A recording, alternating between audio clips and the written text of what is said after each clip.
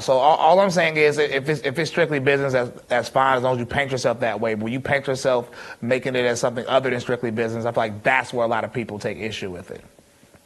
I could not disagree with you guys more. The idea that you can have a culture war, he's a monster talent. And so as long as he's attached to things, will be able to do it. But he's talking about creating a business model that he can step out of in 5 years. Like, those viewers are paying to view him. And so the idea that you're just going to step out of it and it's all going to roll out there, it doesn't make sense. Look, businesses have to show a profit, one, for when things go wrong, in order to cover expenses, but two, in order to reinvest back into the business and continue to create. So if you want to go at it and run a break-even business, one, nobody's ever going to get a raise, and two, you'll never create anything outside of what you've already created, because you need profit in order to expand.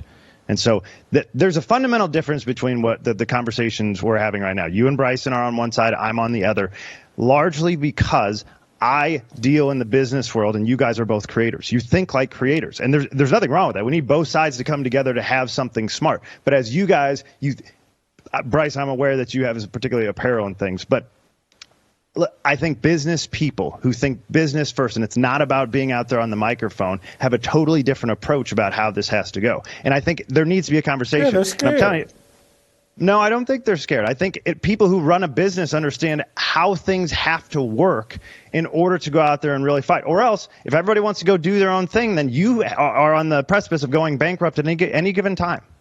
Each individual person.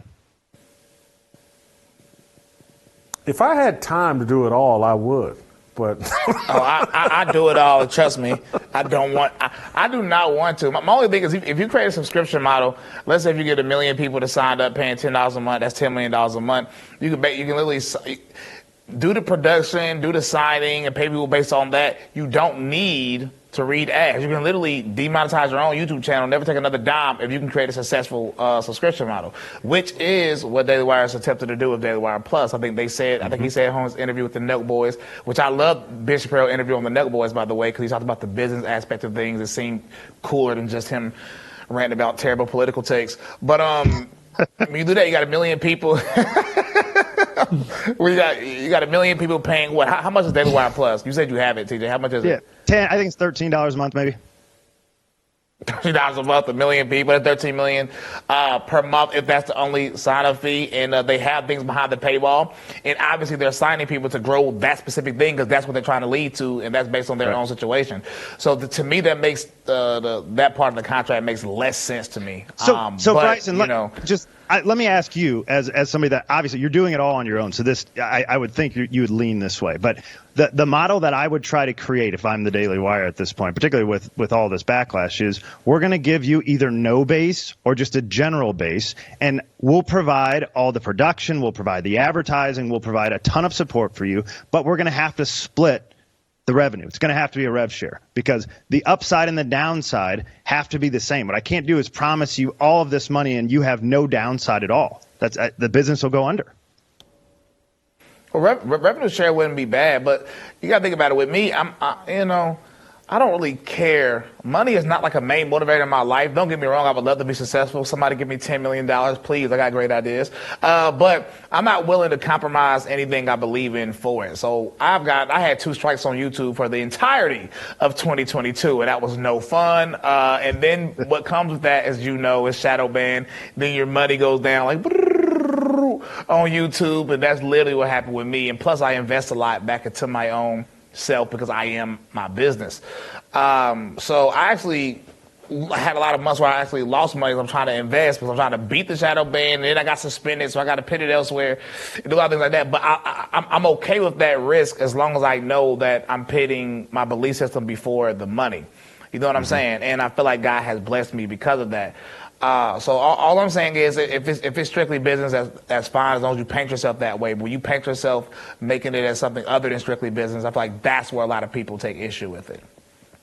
I could not disagree with you guys more. The idea that you can have a culture war without having a profitable business is crazy. The business would go away, and then nobody's fighting. That's not the argument. That's not what I'm saying. That's not the argument. That's not what I'm saying. But I'm saying they have these rules in to make sure that they're profitable so that they can fight a culture war. But Tim Pool is profitable. Steven Crowder's business is profitable, though. Alex Jones' business is profitable. I mean, he's got sued for a boatload of money, so I don't know right now, but Yeah. very He's profitable. about $1 trillion what, in debt right now, I think.